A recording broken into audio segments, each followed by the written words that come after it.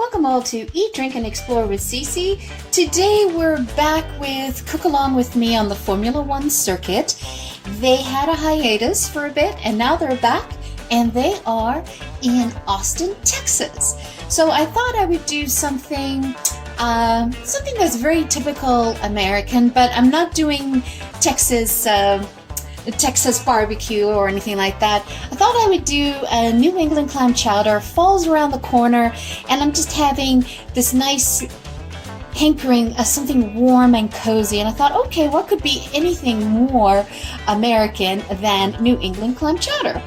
Creamy broth, and it's going to be flavored with some bacon, and I'm not using strip bacon. I went out and I got a beautiful center cut bacon, and this one is wood fired and it's got a pepper on the top, so that's going to add another dimension to the dish as well. But you know, if you can find pancetta, you could use pancetta, and I find that when I cut the bacon in just long strips like this, because I don't want the bacon to be in a strip and then it gets all curled up. I'd like to have them like this, and then when we're going to saute that down, render off the fat, we're going to have these big pieces of bacon in it. So that's like super exciting. And I used 2 ribbons of celery. We had 1 large onion that ended up giving me exactly a cup of onion diced. I just use white onion. I wouldn't use purple onion on here. A nice sweet Vidalia onion would be great in this as well. And I've got 4 cups of potatoes, and you can use any type of potatoes. Typically, the best type of potatoes to use is russet, because they break down and it's very creamy, makes the soup very creamy. I didn't have that. I had new potatoes, so that's what I ended up using. Yukon Gold is also really good as well. And then you need a cup of cream. Now, typically they use whipping cream, but I'm actually just using 10% cream here just to keep down the calories. You can omit that, or you could just use whole milk. And I have 4 cups of broth. Now, you can use any type of broth that you want. I actually had some homemade chicken stock and fish stock that I had, so I'm just using my leftover fish stock here, but you could substitute it with chicken stock or vegetable stock, up to you. Try to get the one, if you're getting it from the box broth or stock, try to do sodium reduced. And then I have 5 garlic cloves, and I minced them. And my garlic cloves weren't those big chunky ones, they were kind of small medium, so that's why it was 5. So you gauge how much garlic you truly want in your dish. And we're gonna have 2 tablespoons of butter for frying, and I've got 5 tablespoons of flour, and that's gonna be our thickening agent. 2 bay leaves, but I had them small, so I'd put in 3.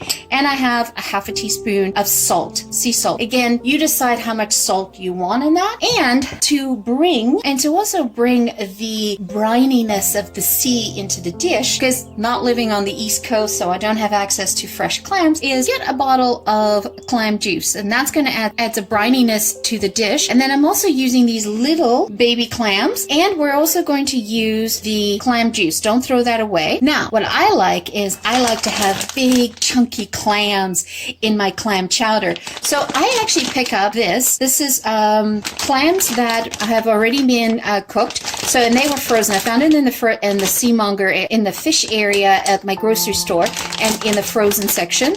So I'm just letting them come to room temperature. So they'll be slightly frozen when I add them in. But I'm going to be adding them in at the very end, because they are already boiled. We don't have to worry about that. So this is how simple this soup is. And it is going to bring that warm, cozy, comfy feeling that we're all sort of craving for at this time of year. Well, I definitely am. And I kept these seasonings very simple, because what I want to get that brininess coming out of the clam juice. I want to get that smoky flavor coming out of the bacon in that, and then feel the richness in the soup as well. All right, so let's get started.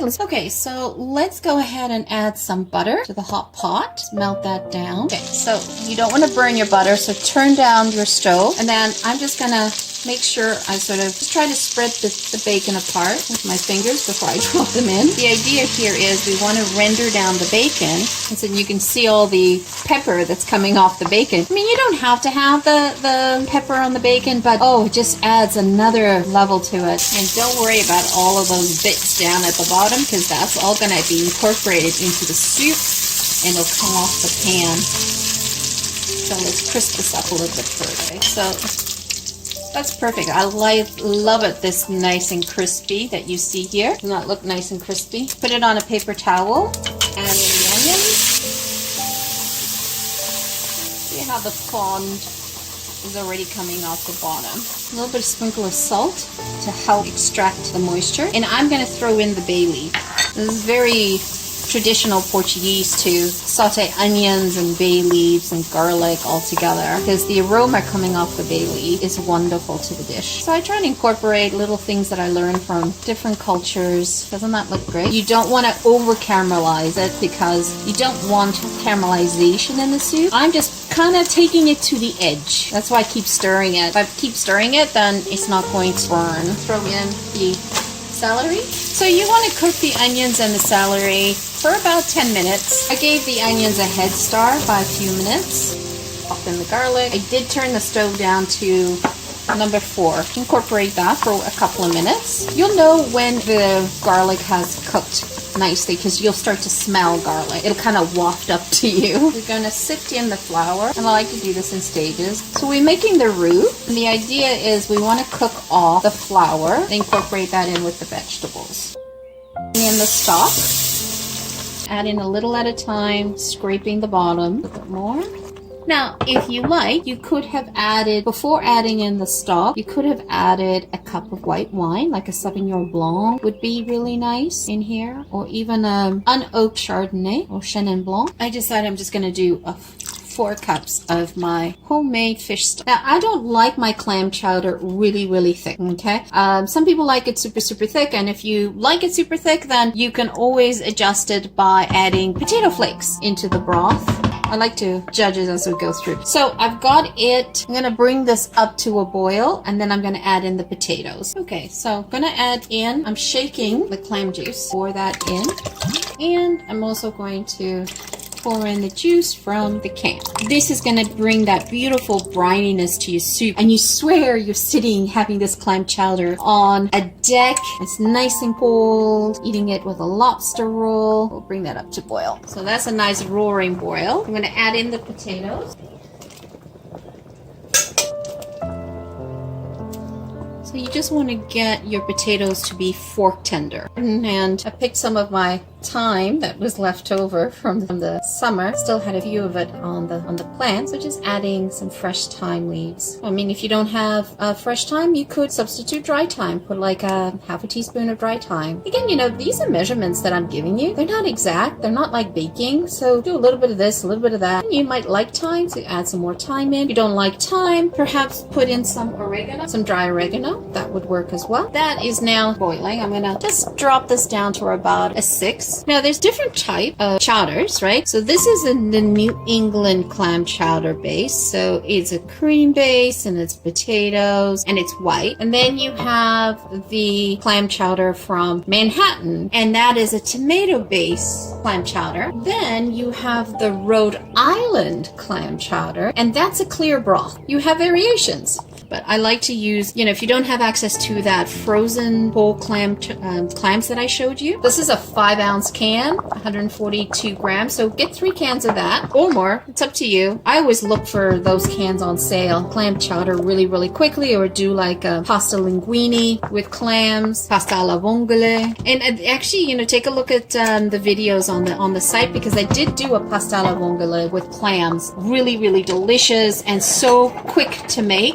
Don't miss that one. I'll put a link in the description, and I'll also link it up as a bookmark on the top right. And you want to dice the potatoes in small bite sizes so that you can fit them in a spoon easily.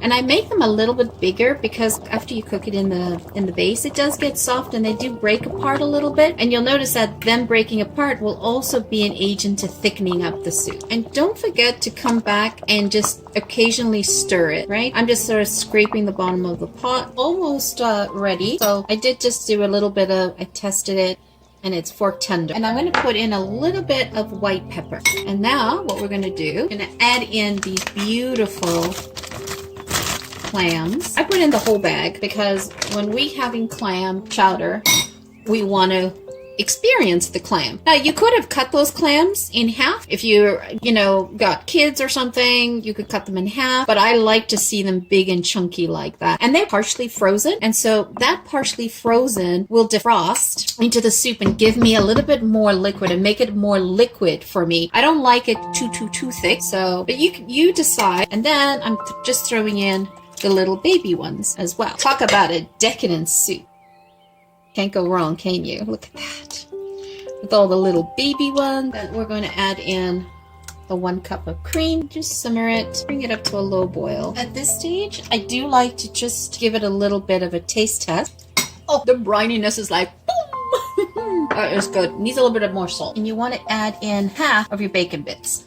And because this is a white soup, I needed a little bit of color, so I chopped up some flat leaf parsley and add in a tablespoon. Some people have also put into their clam chowder Old Bay seasoning. You could try putting that in as well. Adds a nice flavor to the clam chowder. But I wanted to keep it pretty much traditional. And that's also why I did not add in the wine. Because typically when I make this, I will add that cup of wine. But I wanted it to be traditional. Clam chowder! Look at that. Let's see if I can zoom you in. Look at that. Isn't that awesome? Oh, it smells like the sea. It's so briny. I love it. Okay, so we're gonna plate it. I love to have these cute little bowls, and it's the perfect size. Just look at that scoop. Doesn't that look good?